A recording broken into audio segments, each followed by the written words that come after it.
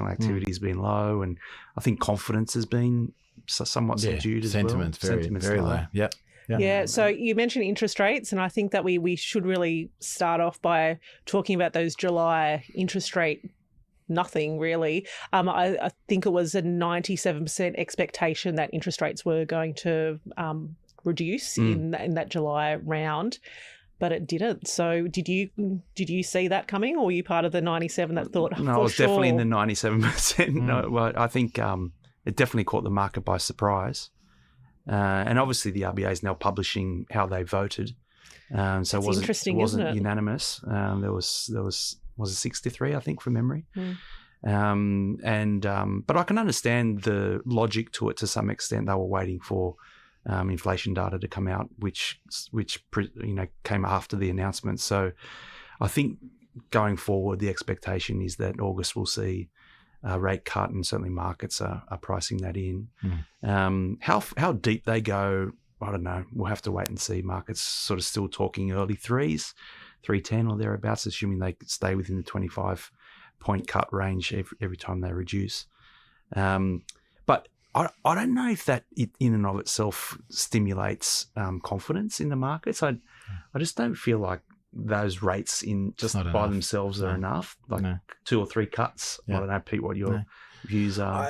I completely agree. I mean, it's a start, which is what people have been waiting for. And so I think that it will bring certain people back into the market, particularly people who've been looking for that as a sign. And I mean, we have noticed a slight uptick in transactions, but certainly the buyers who are out there are more sophisticated and they want value, and the vendors who are selling are the ones who are willing to meet the market. And so I do think, though, that there's a lot of people who've been burned in the last 2 to 3 years, either with development or whatever it is. And so they're still, very cautious about that upside is actually their profit. And so, they're really being very cautious about the deals that they do. And if there's hairs on them, they're likely just to walk away. So I think it makes a lot of sense.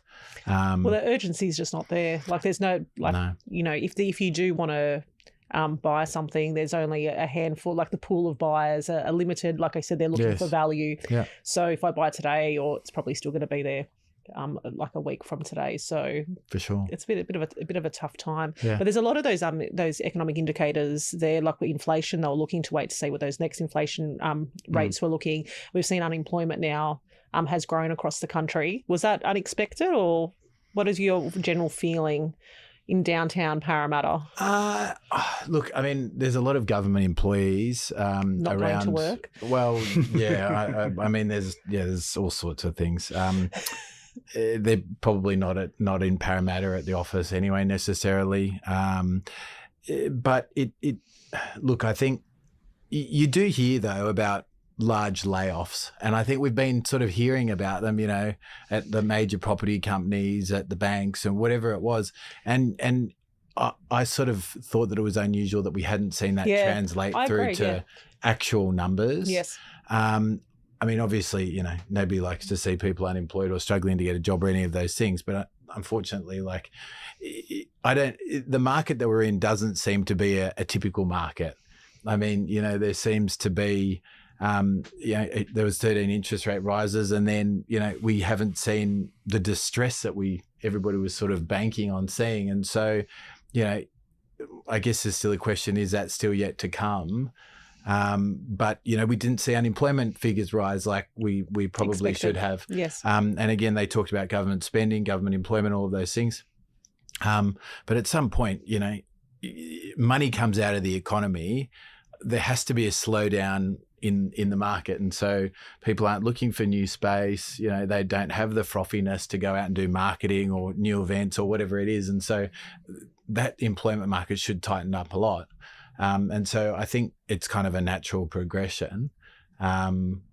based on where the economy is today. Yeah, that makes total sense. Like, I agree with you. I expected to see those unemployment rates kind of increase much sooner than now. Yeah. Just even the overall feeling, the sentiment in the city. You hear about these kind of big layoffs that have happened in a lot of places. Absolutely. And those that are in the market now are finding it increasingly difficult. I know that we've tried to employ a handful of people in our economics team, and the number of applicants, very, very high quality applicants, a lot of people coming through. So there's a lot of people out there looking for work too, that's for sure. Which is not good for salaries, is it? I mean, well, anyway. Yeah. I do think with unemployment, the impact of AI hasn't really been felt yet as well. And in particular at the graduate level. We've certainly seen some data out of the States that graduates are finding it increasingly difficult to find jobs in the US. I expect that we'll see that here as repetitive, low-end, low-value work gets automated. So it'll be interesting to see how that sort of plays out. Well, no, I'm just thinking about how far it can go. Like, like the amount of jobs that, We're only touching the surface. Well, that's very why, early. Very early, you're right. But it's crazy to think what. Yeah, or like you're right, all those graduate levels at really entry-level positions. But the thing is, there's a lot of learning that goes on with doing those tasks. Yes. And if you kind of bypass that step, it's how do you get to how do you train? Yeah. How do you Absolutely. educate? I agree. Absolutely. It's a balance I think that firms need to think about because it can't be all about efficiencies. No. You need to ensure that you've got a workforce that can sustain your business for the long term, right? Yeah. But I do think unemployment numbers, I wouldn't be surprised at all if we see them continue to tick up for a little while. And there's always a lag, right, with rates. If rates do come off the next few quarters, you're not going to see the benefit of that in employment immediately. It'll take some time to flow through. And I think if we do see that, we weren't really going to touch too much on the office market because I think we did talk about it a little bit last time, but that may have a positive impact, though, when it comes to the office market, because we are starting to see a lot more people back in the workforce coming back into the office rather than just doing the work from home. Yeah. So if you want to kind of keep your job, expectations, if you want to keep your job, and if you want to possibly be promoted and go to the office, come to the office, it's a big one. And we've seen the places like Brisbane and Perth in particular, and even Adelaide, like they've really. They weren't out of the office as much as, say, Sydney and Melbourne, but they've certainly been back. And just, if you're coming here and catching the train in Sydney, and there seems like a lot more activity going on in the streets and a bit more, people coming in, and they're probably seeing that. Melbourne, different story. Probably won't talk about Melbourne, but let's move on. We all know my thoughts about Melbourne. Okay. So, onto the property market. I think development sites is a really interesting place for us to kind of land because you do a lot of work in that space, Dom, and as do you, Pete. What are your thoughts on we still can't make these projects stack up? Doesn't matter what it is, office, industrial, resi, probably most importantly resi. Where are we going to go? What has to give for... How about some of the deals that you're seeing, Dom? As I said in my opening comments, it's been a challenging 12 months, and that is particularly true in the development market. The only activity of meaningful scale we've seen in the development market has been the upper end of the residential project market. And again, that's on the basis that stock can be sold for a price that supports land premium value, given the construction cost escalations that we've seen over the last couple of years. So unless we start seeing revenues in the mid market, really grow, I think it's still going to be a challenge for that mid market to be activated in terms of any meaningful amount of stock. But I am hopeful. I am hopeful that the escalation of costs has stopped. In certainly in the context that it has been escalating over the last few years, it's not rising anywhere near as quickly as it has. And I do think that mid market probably starts to move again. Just supply demand dynamics. I mean, you can't open a paper without seeing the need for new supply to come into market. So I do think that market starts moving, and hopefully that means that we start activating some of these sites. A lot of what Stamford's done over the last 12 months has actually just been extending loans on existing project sites that our clients have had, because they themselves haven't, had the confidence to be able to activate those sites. And so we've just been extending those loans, and the lenders have been accommodating largely of that. And I think coming back to your comments earlier around stress in markets, we haven't really seen that stress, certainly that we were expecting to some extent. I think largely because the lenders have been really patient. Kicking the can down the road, so to speak. Yes, the saying in market is the rolling loan gathers no loss. So I love that. So and it's been bandied around a little bit, but again, listen, I think that can only carry on for a certain period of time, and we're certainly hopeful that rates will help improve on the revenue side of things for residential apartments, and that should hopefully deliver some more stock into market. I think that also we're definitely seeing that those raw material costs have certainly moderated, but it's still this labour issue. It's not going away. It's not going away. There's so much competition with massive infrastructure projects, and we're just people moving to Queensland. To Queensland Olympics, but it's such a big run. Like it's a long time that they could be in Queensland for. Like absolutely, it's, why wouldn't you? Yeah. So there's so much work out there for them, and we aren't having enough people going through our education and stuff to become trades. So perhaps those that are worried that they can't get a job after graduating with the AI issues. Become a Sparky. Yeah. Get to probably make more money doing that. Huge demand. Yeah. But that's such a hard part of making any of these sites stack up, but also the efficiencies and the time. So to build something now takes so much longer. Just because a lot of the productivity and a lot of the checks and balances, which is great, they need to be there. However, it's definitely a different kettle of fish. There's a huge amount of issues with the development market. What about from the planning perspective? Like we've done, particularly here in New South Wales, the government have tried. I really appreciate what the government's doing from a trying to deliver housing. It's a very challenging issue. So there's been a lot of work done on planning, which has been a nightmare for a long time in New South Wales to try and get anything through, which is funny, right? Because it also protects your values. But anyway, that's a story for another time. But like 18, 24 months, 36 months is not impossible for people getting DAs, particularly multi-stage DAs. And now there's the LMR, low to medium rise, which again is designed to deliver housing. And in those infill areas where people want to live. Yes, except they're not necessarily the affordable areas where we need to, like Lindfield's a fantastic suburb, all those sort of lower North Shore areas, you go and add additional stock into those areas where, the average unit price is much higher. So everybody's land value's gone up, which is excellent, except there's probably going to be an oversupply of sites in those areas. Even, Mossman, Neutral, like areas like that. How many people can afford these apartments is sort of the question that I ask myself. Rose Bay, like stunning, fantastic suburb, but, how many people are buying $5, $6, $7 million, $10 million units? Like I know that there is a market for it, but not everybody's going to buy it. How deep is it? And so I think, like you said, that kind of middle ring type product, that's where the affordable end is going to remain challenging for a while, but that sort of middle ring, that's where we need the growth, through the Homebush, Sydney Olympic Park, places like that, through those bands, and fundamentally a number of those areas, still don't work.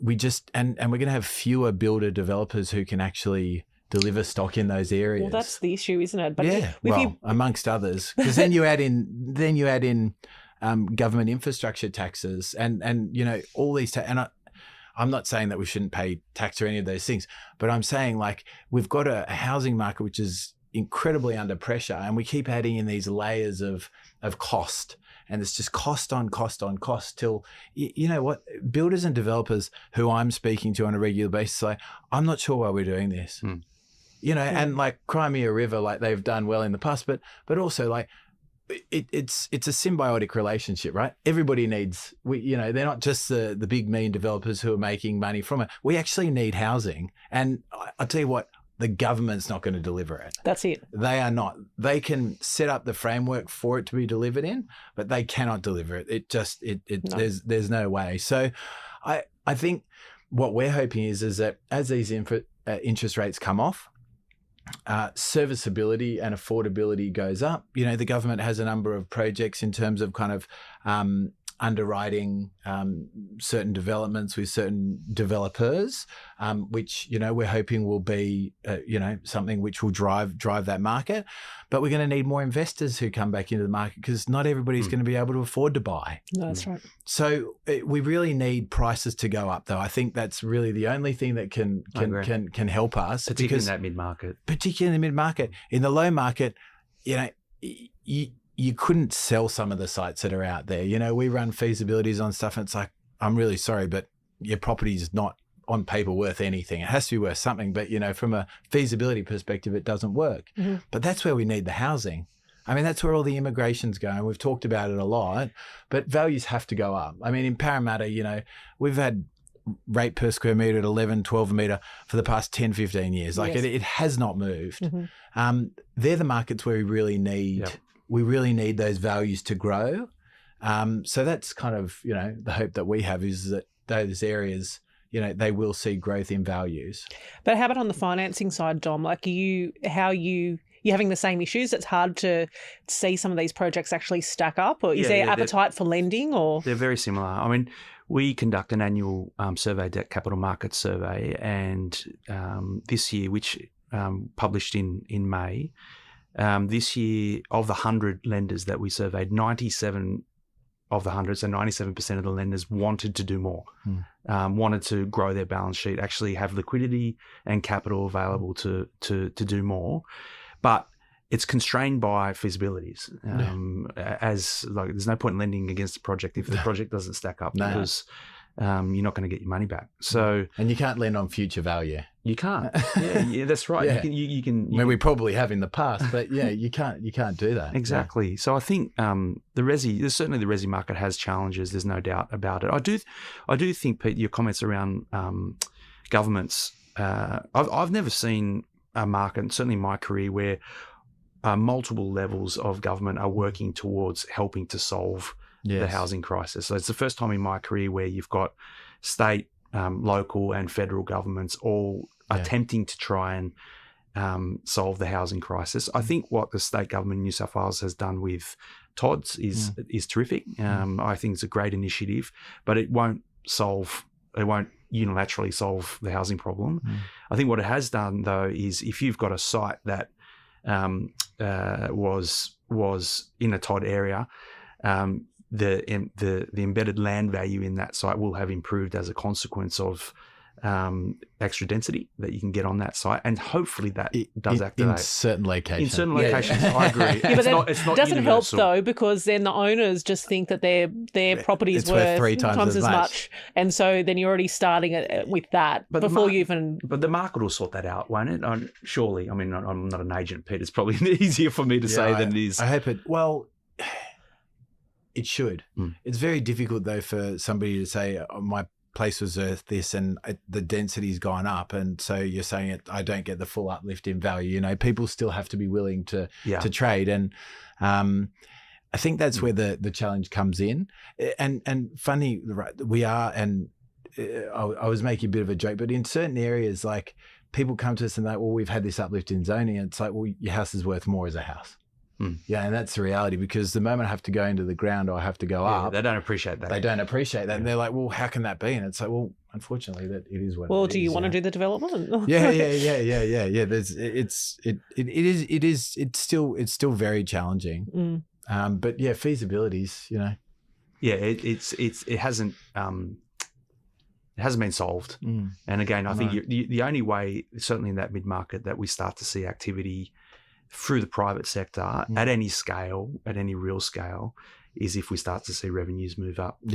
Because everything else is, you know, notwithstanding the attempts by the government to activate sites, is challenging. When it costs 550,000, to build units in Western Sydney, and your resales are at 650 in some areas, 750. The land value is nothing. Yeah, right. And if you're not getting, listen, if you're not getting 15,000 a metre on the exit price, it's very hard for a feasibility to stack up. There's very few people who can do it. Yeah, but good news story that 97% of your respondents are wanting to lend money. Yes. Yeah. So if the development site sector's a bit tough, where else are they looking?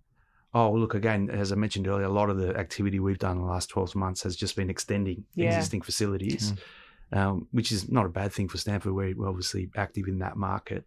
We're starting to see a little bit of an uptick in transactional activity in the commercial markets. We've certainly seen some clients buy some assets at or about replacement costs, which has been interesting. Haven't seen that for a little while. Just where vendors are, I guess, starting to meet market or having to meet market. They look like good transactions, certainly well supported by the finance markets. The one thing which is positive about the finance markets, and noting that this covers both the banking and the non-banking sector, if you've got a project that actually does stack, you'll get bid.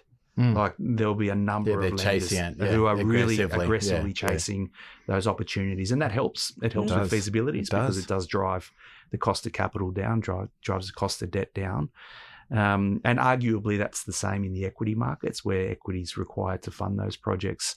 Just given lack of activity, if you've got a great project that actually does stack up, you'll find the money, and you'll find the money on increasingly competitive rates. I'd suggest. I think that's really interesting, that whole built form with the replacement cost. We're just talking about the cost of construction so high. Those assets that are selling that are, in some cases you can't build it for the same amount of money. Like there's plenty of examples where that has actually happened. We're seeing smart money just looking at, even if it's a secondary asset, if it's a built form and it's below replacement value, repositioning. And you've got plenty of people looking to land bank as long as they could, get the right price. We're looking at a number at the moment where existing office buildings, and people will go through, refurbish them and look to strata sell them down. So as the interest rates come down, our owner-occupier market starts to strengthen again.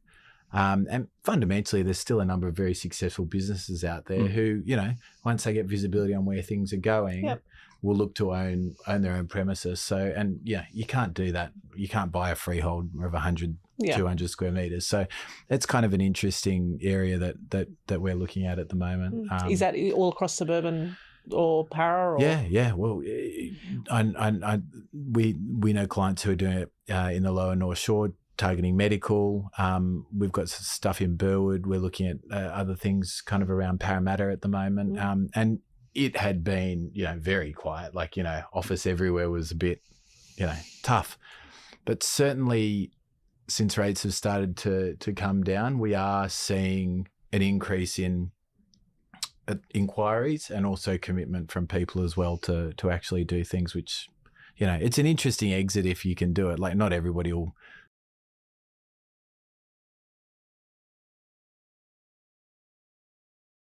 Hi, everyone, and welcome back to another edition of Between the Lines Live.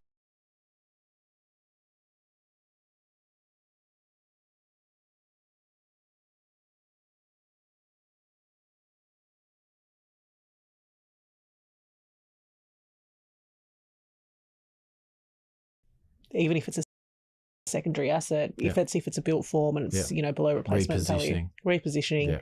And you've got plenty of people looking to land bank as long as they could, get the right price. We're looking at a number at the moment where existing office buildings, and people will go through, refurbish them and look to strata sell them down. So as the interest rates come down, our owner-occupier market starts to strengthen again. And fundamentally, there's still a number of very successful businesses out there who, once they get visibility on where things are going, will look to own their own premises. So, and you can't do that. You can't buy a freehold of 100, 200 square meters. So it's kind of an interesting area that we're looking at the moment. Is that all across suburban or para? Or? Yeah. Well, we know clients who are doing it in the lower North Shore, targeting medical. We've got stuff in Burwood. We're looking at other things kind of around Parramatta at the moment. And it had been, very quiet. Like, office everywhere was a bit, tough.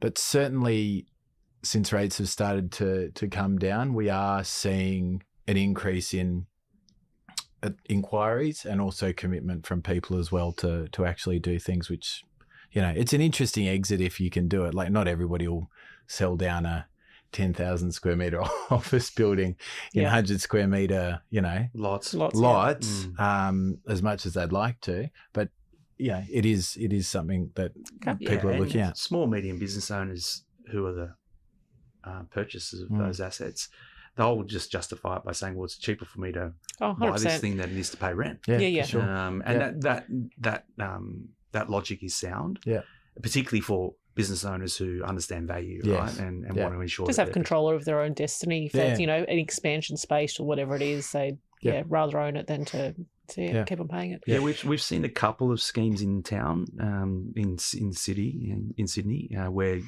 people are running the ruler over a similar thesis. Haven't necessarily seen it activated, but wouldn't be surprised if we did, particularly out of those B, C grade office buildings that. Well, they're doing it tough at the moment, so hard.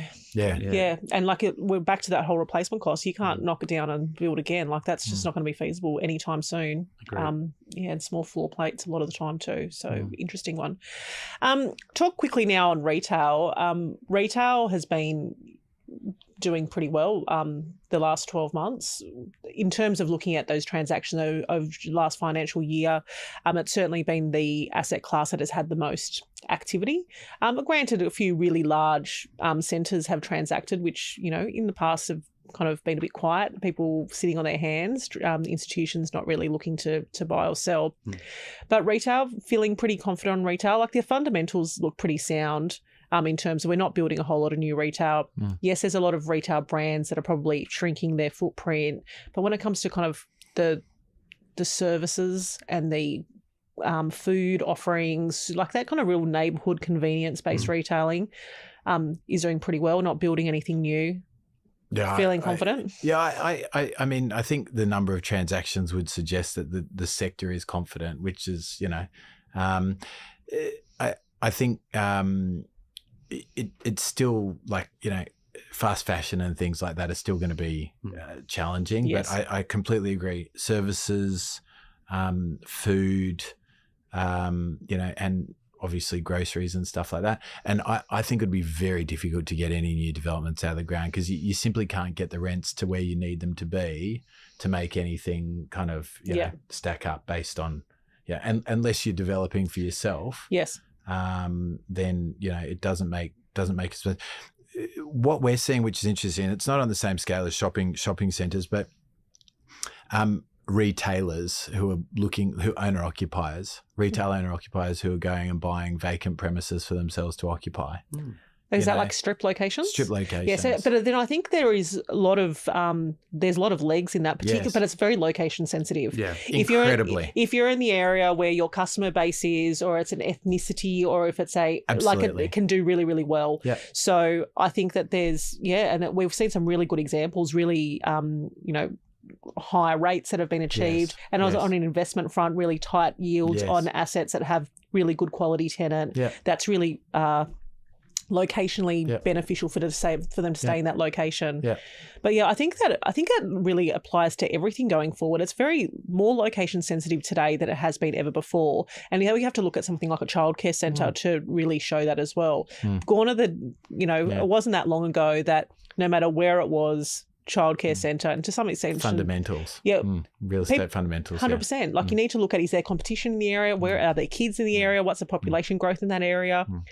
So, because childcare, like, it's been a bit of a roller coaster over the last little while.